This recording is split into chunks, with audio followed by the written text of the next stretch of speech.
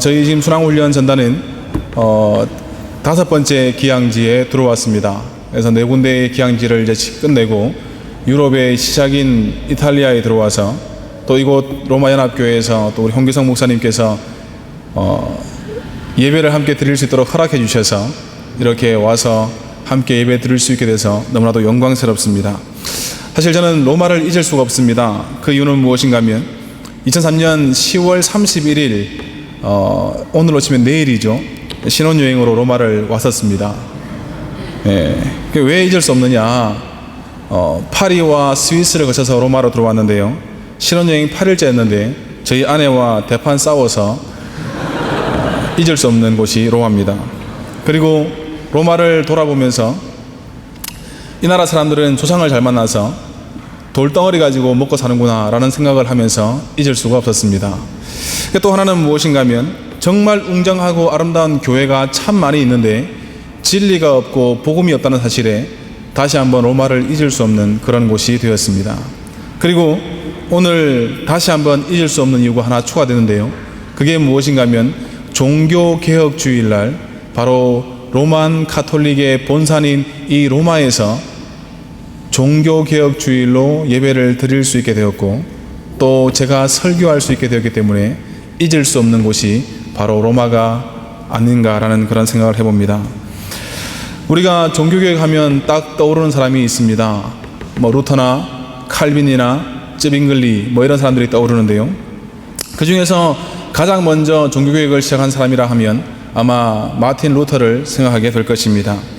사실 여러분, 이 마틴 루터는 법관이 되기 위해서 공부했던 사람인데 어느 날 친구와 길을 가다가 친구가 벼락에 맞아서 그 자리에서 죽어버리고 그것을 본 마틴 루터는 더 이상 법관의 길에 공부를 하지 못하고 그 길로 수도원에 들어가서 그렇게 수사가 되기로 작정을 하였습니다. 근데 당시 로만 가톨릭 천주교에서는 사람의 선행을 통해서 구원을 받는다는 것을 많이 가르쳤습니다. 사람이 착한 일을 많이 해야, 선을 많이 행해야 하나님께 구원받을 수 있다고 그렇게 가르쳤습니다. 그래서 루터가 구원받기 위해서 얼마나 많이 노력했는지 모릅니다. 금식도 많이 하고 선행도 많이 하고 그 다음에 고행하면서 수도하고, 그럼에도 불구하고 이 마틴 루터의 마음 가운데는 구원의 확신이 없었습니다. 내가 하나님 앞에 선다면 과연 나는 구원받은 사람인가? 내가 지금 하나님 앞에 선다면 하나님께서 나를 뭐라고 말씀하실 것인가? 거기에 대한 확신이 없었다는 사실입니다.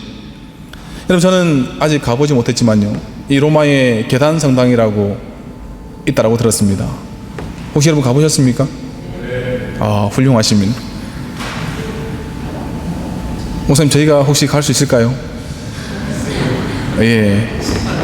나중에 사진으로 좀 보시기 바랍니다. 이 계단 성당이라는 곳이 있는데 그 계단 성당은 어떤 곳이냐면 이 콘스탄틴 그 황제의 어머니가 믿음이 좋아서 자신의 아들에게 부탁해서 빌라도에게 재판을 받으러 예수님께서 올라가신 그 계단을 그대로 옮겨와서 그것을 가운데 두고 성당을 지어서 만든 성당이 계단 성당이라고 들었습니다. 근데요, 사람들이 그 계단을 이렇게 무릎으로 기어 올라가면서 이렇게 한 걸음 한 걸음 올라가면 구원을 받을 수 있다고 생각했습니다. 그래서 마틴 루터도 그 계단을 무릎으로 기어 올라가면서 힘들고 아팠지만 그래도 구원받을 수 있다는 그 생각 때문에 그렇게 아픔을 감수하면서 올라갔습니다. 근데요, 문득 떠오르는 것이 뭔가 하면 로마서 1장 17절 말씀이었습니다. 복음에는 하나님의 의가 나타나서 믿음으로 믿음에 이르게 하나니 기록된 바 오직 의인은 믿음으로 말미암아 살리라 함과 같으니라. 마틴 루터가 돌아와서 그 말씀을 연구하기 시작합니다. 그리고 결론이 무엇인가 하면 우리의 행위와 우리의 삶을 통해서 구원받는 것이 아니라 의를 통해서 구원받고 의를 통해서 구원받은 사람은 마땅히 선한 삶을 살아야 된다. 그것이 바로 마틴 루터가 깨달았던 하나님의 진리였습니다. 여러분, 어떻습니까? 그런 진리를 통해서 천주교를 보니까요, 너무나도 타락하고 너무나도 문제가 많습니다.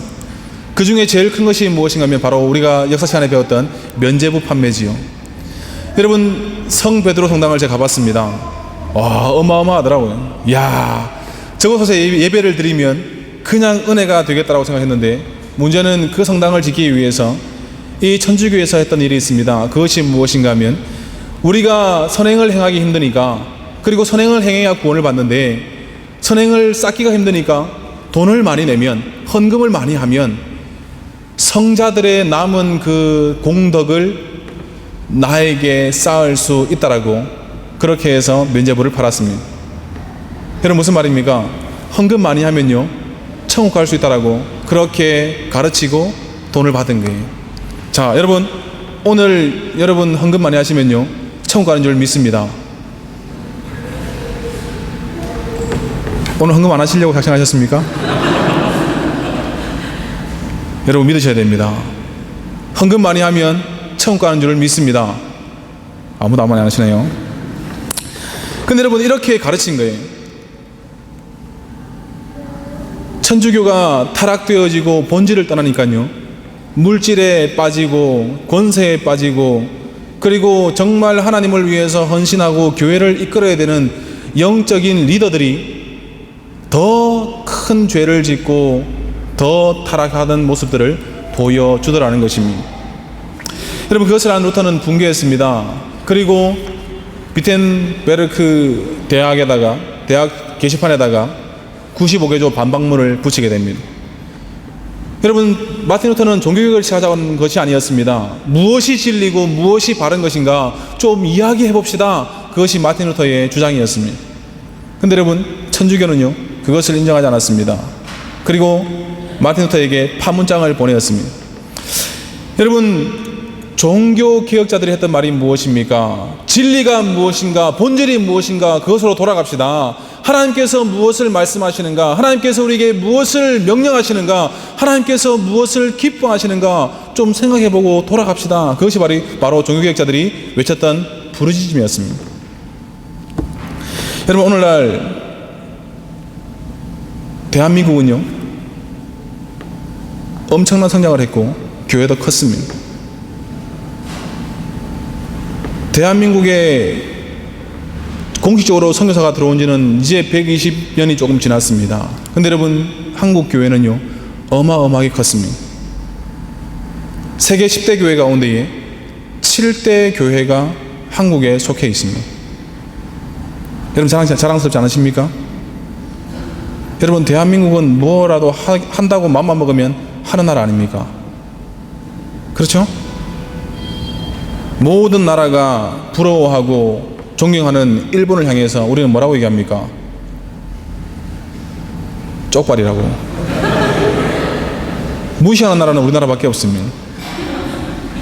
여러분 지금 미국과 함께 양대 강국으로 떠오르고 있는 중국을 향해서 우리는 뭐라고 얘기합니까? 뗀놈이라고. 대한민국 사람들 대단합니다. 태풍이 불어서요 싹 무너져도 어떻게 합니까? 그 다음에 또다시 태풍과 맞짱을 뜨는 나라가 대한민국입니다. 별로 신경 안 쓰는 거예요. 불나면 불어라. 그게 대한민국입니다. 근데 여러분 중요한 것은 한국 교회가 그만큼 커졌고 세계 10대 교회 가운데 7개가 대한민국에 있고 국민의 4분의 1이 1200만 명이 기독교인이었다고 자랑했던 우리 지금 교회가 지금 이 시대에 우리의 교회의 모습이 어떠한지를 우리가 다시 한번 돌아볼 때가 되지 않았는가 하는 것입니다. 여러분 한국의 지금 교회의 실태는요 굉장히 심각합니다. 교회는 많은데 한국은 점점 타락해져 가고 믿는 사람들은 많은데 빛과 소금의 칼들을 잃어가는 것이 지금 우리들의 모습이라는 것입니다. 여러분 왜 교회가 많고 왜 이렇게 그리스도인이 많은데 한국 교회가 힘을 잃어가고 또한 그리스도인들이 빛과 소금의 칼을 감당하지 못하는 그런 삶을 살아가고 있는가 하는 것입니다. 여러분 우리는 성도의 많은 것을 자랑합니다. 교회의 많은 것을 자랑합니다. 그리고 큰 것을 자랑합니다. 그러나 영국의 유명한 강해 설교가인 데니스 레이는 이런 말을 했습니다. 한국 교회의 부흥과 성장을 자랑하지 마십시오. 100년 전에 영국은 한국과 비교할 수 없는 교회의 전성기를 가졌습니다. 그러나 그 화려하고 자랑스럽던 영국 교회는 지금 텅텅 비어있고 박물관처럼 전설이 되어가고 있습니다. 50년 후에 한국이 영국과 같이 되지 않는다는 보장이 어디에 있습니까? 라고 그렇게 충고했습니다. 여러분 어떻습니까? 50년 뒤에 한국 교회가, 50년 뒤에 저와 여러분의 자녀들이 정말 하나님을 위해서 헌신하고 수고하고 충성하는 사람이 과연 얼마나 있겠느냐 하는 것입니다. 여러분, 한국 교회도요, 본질을 많이 잃어버렸습니다. 여러분, 천주교가 처음부터 본질을 잃어버렸던 교회가 아닙니다. 여러분, 천주교도요, 우리와 같이 기독교 본질을 위해서, 진리를 위해서 목숨을 던지고 정말 생명을 다했던 그런 교회입니다. 그러나 지금 어떻습니까? 그 교회는 본질을 잃어버린 교회가 되어버렸습니다. 이 로마 땅에 수많은 교회가 있고 성당이 있지만 그 가운데는 참된 본질이 없고 진리가 없는 것이 현실입니다. 여러분, 우리 교회가 그렇게 되지 말라는 법이 없다는 사실입니다. 한국 교회의 가장 큰 문제는 무엇입니까? 성공지향주의입니다. 그리고 번영신앙입니다. 무슨 말입니까? 잘 될 거다, 잘 될 거다. 걱정하지 마라. 예수 잘 믿으면 성공할 것이다. 예수 잘 믿으면 성공할 것이다. 그것이 지금 한국 교회를 뒤덮고 있는 사상입니다. 여러분 어떻습니까? 여러분, 교회를 왜 나오십니까? 우리 여기 로마연합교회 성도들에게 한번 묻고 싶습니다. 이 먼 곳까지 로마에 오셔서 교회를 찾아오셨는데 여러분 왜 신앙생활 하십니까? 아마 유학생들도 많은 줄 압니다. 아까 찬양하시는데요, 우리 성도들이 이렇게 긴장한 적은 처음입니다. 5번째 특송을 했는데요, 이렇게 긴장하지 않았습니다. 자신 있게 떳떳하게 얘기했는데, 아까 경례가 크지 않습니까? 필승 하는 것은 뭐냐면, 바꾸고 말하면 긴장했다는 소리거든요. 정말 설교를 안 들어도 은혜가 될 만큼 훌륭한 찬양이었던 것 같습니다. 여러분, 우리는요, 예수 잘 믿으면 성공할 것이다, 예수 잘 믿으면 성공할 것이다, 예수 잘 믿으면 부자가 될 것이다, 이런 얘기들을 많이 합니다. 근데 여러분, 성경은요 그렇게 말씀하지 않습니다. 여러분, 우리가 잘 알고 있는 하나님의 말씀의 가운데는 성공이라는 단어가 한 번밖에 나오지 않습니다. 전도서 10장 10절에 보면요, 오직 지혜는 성공하기에 유익하니라, 그렇게 되어 있습니다. 근데 여러분, 이 말씀을 조금 원문에 가깝게 풀어가면요, 이런 말씀입니다. 지혜를 바르게 사용하는 것이 좋다. 여러분, 우리가 그토록 좋아하는 성공이라는 단어가 있는 그 말씀조차도 사실은 좀 바르게 번역을 하면 지혜를 바르게 사용하는 것이 우리의 삶에 유익하다라고 그렇게 번역할 수 있습니다. 여러분, 성경에는 성공에 대해서 많이 말하지 않습니다. 오히려 충성과 헌신에 대해서 말을 많이 합니다. 여러분, 이 로마 땅에는요, 사실은 순교의 피와 그리고 주를 위해서 수고하고 헌신하고 충성했던 그런 흔적들이 많이 있습니다. 카타콤이라든지 혹은 콜로세움이라든지 혹은 대전차 경기장이라든지, 그곳에는 예수 그리스도 때문에 생명을 바치고 목숨을 바치고 자신의 삶을 드렸던 바로 그 증거가, 현장이 바로 그것이라는 사실입니다. 저와 여러분 어떻습니까? 과연 예수 그리스도 때문에, 복음 때문에, 진리 때문에 헌신하고 수고하고 정말 충성할 각오가 되어 있냐는 것입니다.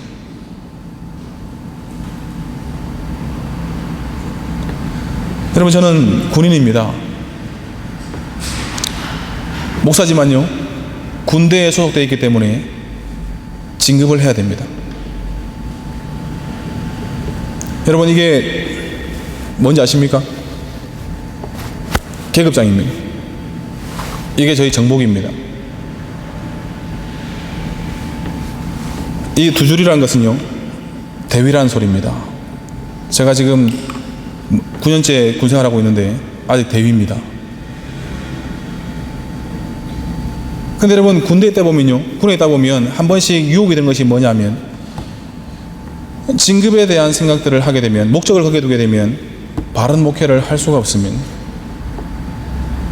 눈치를 봐야 됩니다.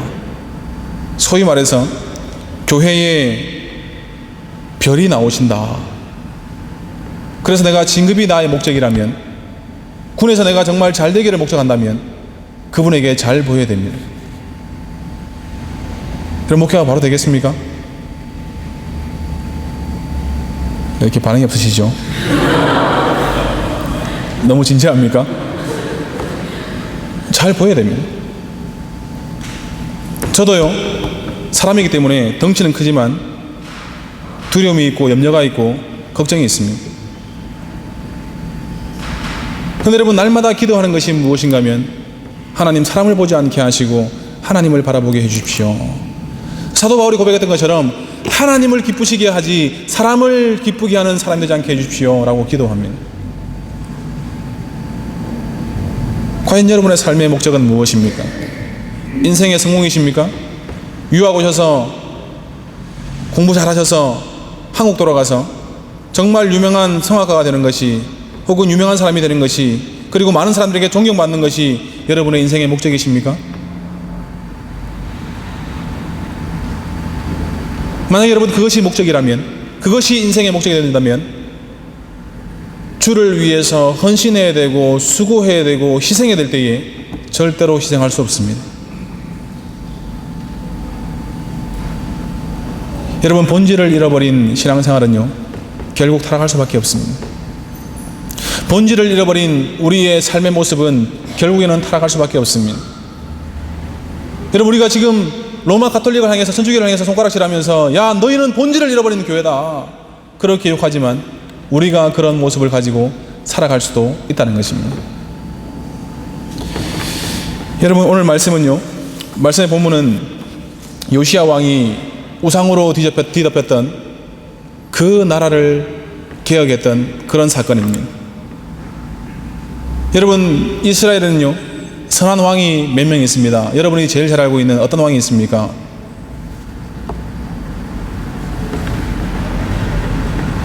그럼 좋습니다. 여러분이 알고 있는 왕 다 불러보십시오. 그럼 제가 그 왕은 선하다 악하다 말씀드리겠습니다. 여러분, 우리가 다 알고 있는 다윗 왕, 그죠? 하나님 앞에서 가장 선하다고, 내 마음에 합한 자라고 칭찬받았던 다윗이 있습니다. 그 다음에요, 오랜 세월을 거치면서 하나님의 마음에 합한 사람이 없다가 히스기야라는 왕이 등장합니다. 히스기야 왕이 우상을 제거합니다. 근데 여러분, 놀라운 것은요, 그 히스기야 왕의 아들인 므낫세라는 사람이 등장하는데, 이 므낫세 왕은요, 무려 55년을 다스리는데 못된 사람입니다. 자기 아버지가 부숴놓았던 그 우상들을 다시 세우고 온갖 악한 짓을 저질렀던 왕이 므낫세입니다. 그 다음에 잠깐 한 왕이 거쳐가고, 그 다음에 요시야가 8살에 왕이 됩니다. 이 요시야 왕이 했던 것이 무엇인가 하면 바로 성전에서 발견된 그 하나님의 율법책을 가지고 종교개혁을 단행하게 됩니다. 그것이 무엇입니까? 하나님의 말씀으로 돌아가자는 것입니다. 하나님의 말씀을 듣고 그 말씀에 순종하자는 것입니다. 여러분, 그 말씀이 바로 13절 말씀입니다. 우리 열조가 이 책의 말씀을 듣지 아니하며 이 책에 우리를 위하여 기록된 모든 것을 준행치 아니하였으므로 여호와께서 우리에게 바라신 진노가 크도다, 그렇게 말씀합니다.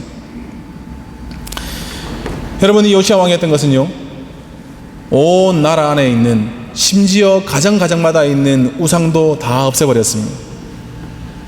그리고 하나님의 말씀 앞에 철저하게 무릎 꿇고 그 말씀을 준행하고 그 말씀에 순종했습니다. 여러분, 종교개혁의 가장 우선되는 것은 하나님의 말씀으로 돌아가는 것입니다. 하나님의 말씀에 순종하는 것입니다. 여러분, 오늘날 우리 그리스도인들의 문제가 뭔지 아십니까? 내가 듣고 싶은 말씀만 듣는다는 것입니다. 여러분, 어떻습니까? 오늘 제가 와서 여러분 정말 복되십니다, 여러분 잘 될 거예요, 여러분 성공할 거예요, 여러분 복 받으세요, 이렇게 하면 얼마나 좋겠습니까? 그죠? 이렇게 분위기가 침울하지 않을 텐데, 그죠? 이렇게 무겁지 않을 텐데, 어디서 배 타고 온 한 목사가 와가지고 소리치는 것이 무엇인가 하면 제대로 살아야 됩니다, 이거 아닙니다, 얼마나 기분 나쁩니까? 근데 여러분, 하나님 말씀을 바로 선포해야 될 책임이 목회자에게 있습니다. 그리고 목회자가 그 말씀을 선포하면요, 그 말씀이 내 양심을 때리고 내가 그 말씀을 들었을 때 기분이 나쁘고 마음이 상해도 그 말씀을 내 마음에 새기고 그 말씀에 순종하고 결단해야만 됩니다.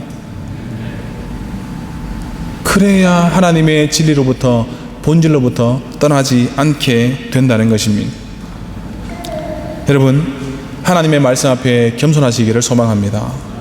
그리고 하나님 말씀이 어떤 말씀이든지 그 말씀이 내게 주어진다면 그 말씀에 순종할 수 있는 저와 여러분 되시기를 주님의 이름으로 축원드립니다.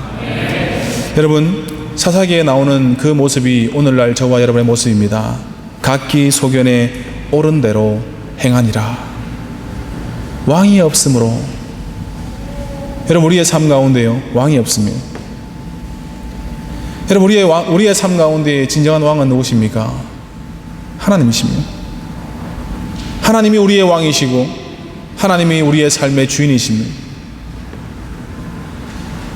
왕이 우리에게 계시고 주인이 계시는데 우리의 삶은 왕이 없는 것처럼 각기 소견에 옳은 대로 행하고 있는 것이 저와 여러분의 모습이라는 사실입니다. 여러분, 종교개혁주의를 맞이하여서 우리가 이 로마에 있는 수많은 천주교회를 향해서 손가락질하고 욕하는 것이 아니라 우리의 삶을 돌아보기를 소망합니다.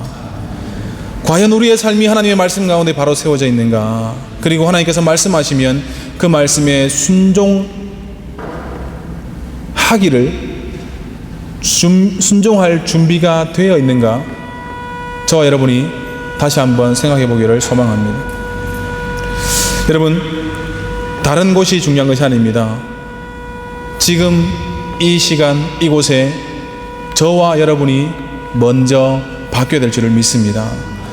저와 여러분이 바뀌면요, 하나님께서 기뻐하시고 하나님께서 그 사람을 즐거워하실 줄을 믿습니다. 사실 여러분, 저는요 굉장히 고집이 강한 사람입니다. 잘 바뀌지 않는 사람입니다. 그래서 하나님께서 순간순간 얼마나 많은 것으로 치시는지 모릅니다. 하나님께서 치실 때마다, 하나님께서 고통을 주실 때마다 저는 한편으로는 하나님 왜 내게 이런 일이 일어나야 됩니까? 라고 불평하지만 한편으로는 하나님 앞에 감사합니다. 하나님, 꺾이지 않는 내 생각과 꺾이지 않는 내 고집과 꺾이지 않는 나의 교만을 하나님 꺾어주시니 참 감사합니다. 그렇게 기도합니다. 여러분, 우리가 하나님 앞에서 작아지기를 소망합니다. 하나님 앞에서 겸손해지기를 소망합니다. 내가 먼저 변화되어지기를 소망합니다. 여러분, 개혁교회는요 이런 말이 있습니다. 개혁교회는 항상 개혁되어져야 된다, 그런 말이 있습니다. 여러분, 우리가 잘 알고 있는 말 가운데 고여있는 물은 썩기 마련이다 라는 말씀 있지 않습니까?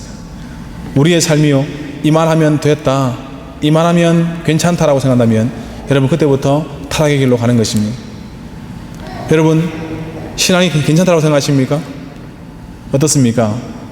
나 이 정도면 괜찮지, 11조도 꼬박꼬박하고 매일 말씀도 읽고 예배도 빠지지 않고, 혹시 여러분 가운데 예배 주일날 빠지지 않고 나오시는 분 있으면 손 한번 들어보십시오. 예, 지금 상태가 굉장히 심각한데요. 주일 예배를 막 빠지시는 모양인데. 그럼 좋습니다. 죄송한 말이지만 주일에 한 번씩 빠트려 먹습니다. 사람 들어보십시오. 뭐죠? 이거 굉장히 신기한 일이 일어납니다.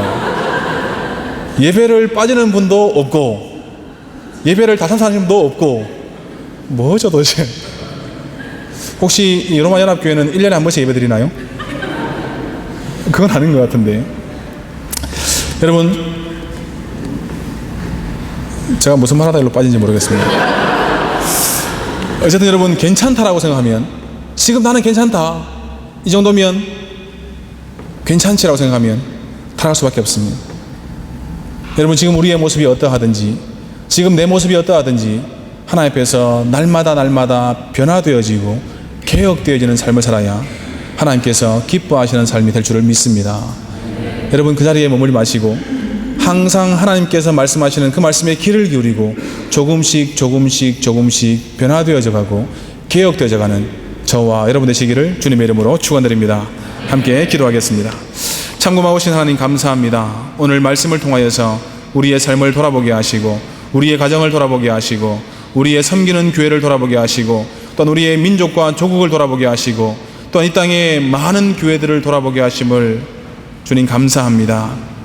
하나님, 우리가 우리의 신앙을 돌아볼 때에 과연 하나님의 말씀의 중심에 서 있는가, 또한 말씀에 순종할 준비가 되어져 있는가, 그리고 날마다 그 말씀에 개혁되어지고 변화되어져 가고 있는가 우리가 살펴보게 하여 주시옵소서.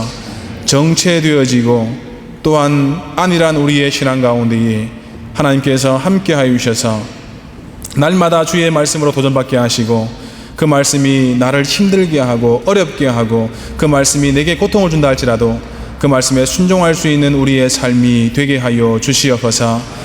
그러므로 말미암아 우리의 삶과 또한 우리의 가정과 우리의 교회가 참된 진리와 본질을 잃어버리지 않는 하나님 기뻐하시는 그런 모습 될 수 있도록 주여 도와 주시옵소서.